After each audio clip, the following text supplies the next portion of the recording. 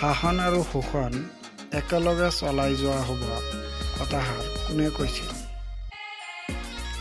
Option A lord Curzon, option B Robertson, option C David Scott, option D lord Hamilton.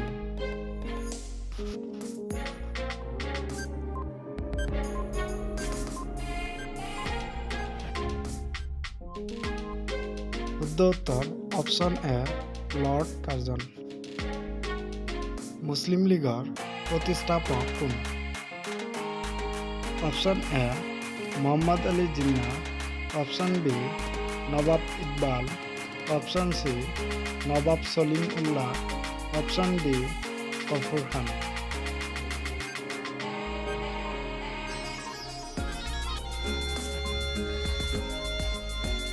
শুদ্ধ উত্তৰ option C নবাব সলিমুল্লাহ। স্বদেশী আন্দোলনক কেন্দ্ৰ কৰি ৰবীন্দ্ৰনাথ ঠাকুৰে কেইটা গীত ৰচনা কৰিছিল? অপশ্যন এ 22টা, অপশ্যন বি 23টা, অপশ্যন চি 31টা, অপশ্যন ডি 32টা। 5 ছেকেণ্ডৰ ভিতৰত উত্তৰসমূহ কৰিবলৈ যত্ন কৰিবা। শুদ্ধ উত্তৰ অপশ্যন বি 23টা। স্বদেশী আন্দোলনৰ সময়ত ৰচিত অমৰনাথ ৰায় চৌধুৰীৰ গ্ৰন্থখন হ'ল অপশ্যন এ কেহৰী, অপশ্যন বি জাপানী বীজ, অপশ্যন চি জয় সংগীত, অপশ্যন ডি যুগান্তৰ।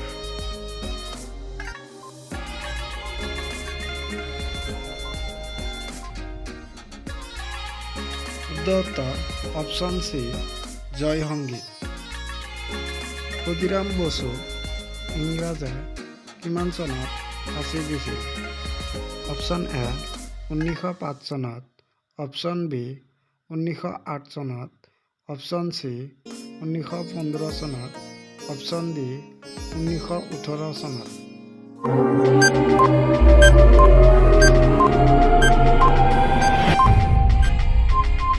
শুদ্ধ উত্তৰ অপশ্যন বি 1908 চনত। বন্দে মাতৰম সংবাদপত্ৰৰ সম্পাদক কোন আছিল? Option A Bankim Chandra Chatterjee, option B Surendranath Bandyopadhyay, option C Rishi Aurobindo Ghosh, option D Rabindranath Thakur.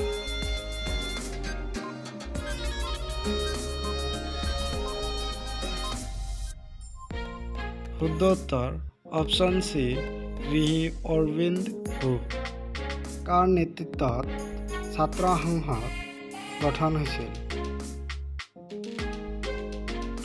Option A Amarendranath, option B Rabindranath Thakur, option C Surendranath Bandyopadhyay, option D Amritlal Basu.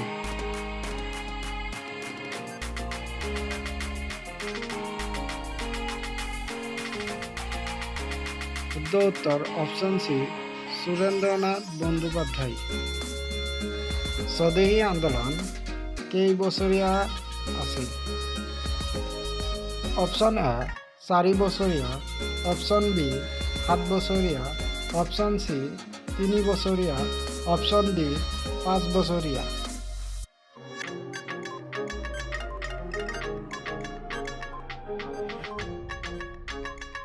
শুদ্ধ উত্তৰ অপশ্যন বি 7 বছৰীয়া।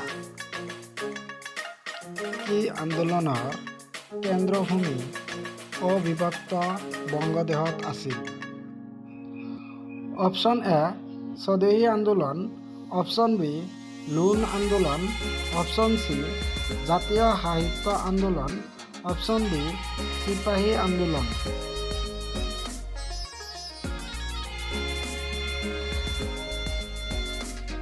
শুদ্ধ উত্তৰ অপশ্যন এ স্বদেশী আন্দোলন। বংগ জাতীয় মহাবিদ্যালয় কিমান চনৰ কিমান তাৰিখে স্থাপন কৰিছিল? অপশ্যন এ 1906 চনৰ 15 আগষ্ট তাৰিখে, অপশ্যন বি 1906 চনৰ 11 মাৰ্চ তাৰিখে, অপশ্যন চি 1906 চনৰ 12 ডিচেম্বৰ তাৰিখে, অপশ্যন ডি 1906 চনৰ 13 ডিচেম্বৰ তাৰিখে।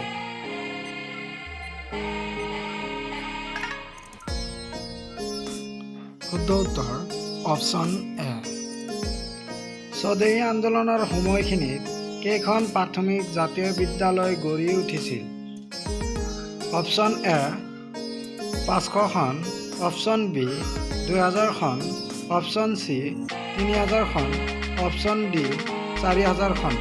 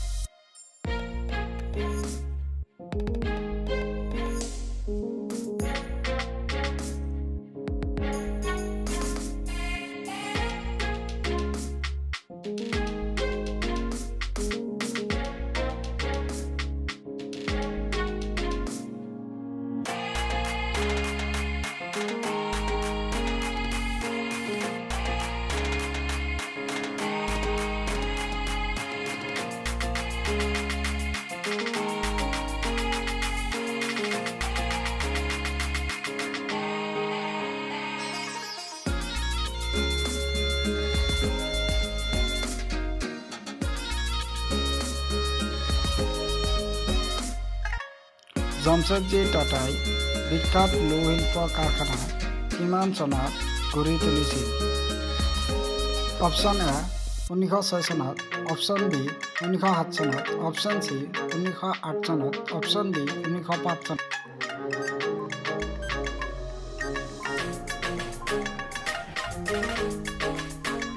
শুদ্ধ উত্তৰ অপশ্যন বি 1907 চনত। 1990 খ্ৰীষ্টাব্দৰ মাৰ্চ মাহত মুছলিম লীগৰ কাৰ্যালয় কোন ঠাইত স্থানান্তৰিত কৰা হয়? অপশ্যন এ দিল্লীলৈ, অপশ্যন বি বংগলৈ, অপশ্যন চি ঢাকালৈ, অপশ্যন ডি লক্ষ্ণৌলৈ।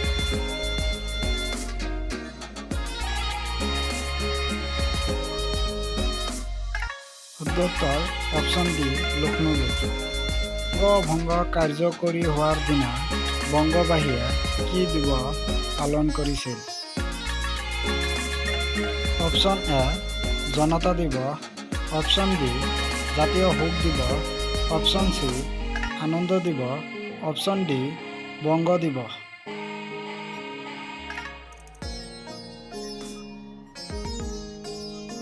শুদ্ধ উত্তৰ অপশ্যন বি জাতীয় শোক দিৱস।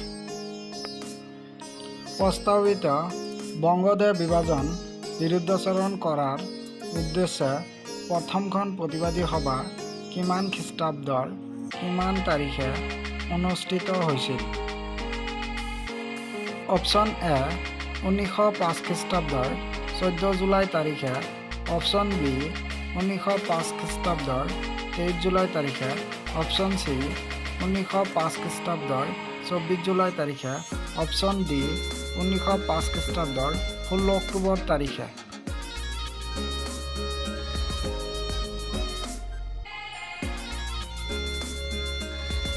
শুদ্ধ উত্তৰ অপশ্যন এ 1905 খ্ৰীষ্টাব্দৰ 14 জুলাই তাৰিখে। বংগলক্ষী কটন মিল কাৰ উদ্যোগত গঢ়ি উঠিছিল? Option A Sarala Devi, option B Prafulla Chandra Ray, option C Nilratan Sarkar, option D এটাও নহয়।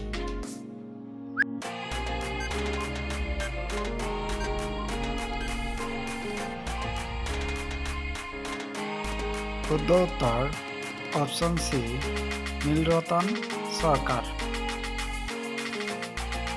পূৰ্ববংগ আৰু অসম প্ৰদেশৰ ৰাজধানী কি? Option A Chittagong, option B Dhaka, option C Rajshahi, option D Mymensingh.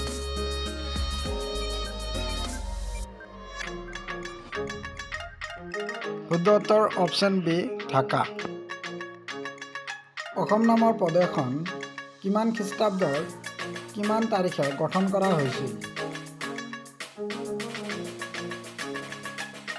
Option A 1874 খ্ৰীষ্টাব্দৰ 7 ফেব্ৰুৱাৰী তাৰিখে, অপশন বি 1826 খ্ৰীষ্টাব্দৰ 28 ফেব্ৰুৱাৰী তাৰিখে, অপশন চি 1857 খ্ৰীষ্টাব্দৰ 17 ফেব্ৰুৱাৰী তাৰিখে, অপশন ডি 1874 খ্ৰীষ্টাব্দৰ 13 ফেব্ৰুৱাৰী তাৰিখে।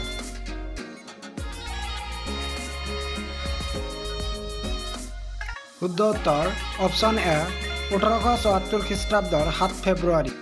বিজলী পেপাৰ কিমান খ্ৰীষ্টাব্দৰ কিমান তাৰিখে প্ৰকাশ কৰিছিল? অপশন এ 1903 খ্ৰীষ্টাব্দৰ 8 ডিচেম্বৰ তাৰিখে, অপশন বি 1903 খ্ৰীষ্টাব্দৰ 8 জুন তাৰিখে, অপশন চি 1903 খ্ৰীষ্টাব্দৰ 6 ডিচেম্বৰ তাৰিখে, অপশন ডি 1903 খ্ৰীষ্টাব্দৰ 9 ডিচেম্বৰ তাৰিখে।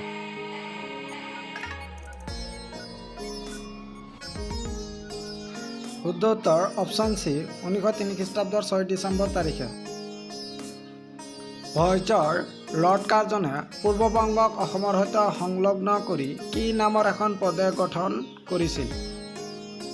অপশন এ পূৰ্ববংগ আৰু Asom, option B Bangadesh, option C Paschimbanga, option D Asom Banga প্ৰদেশ।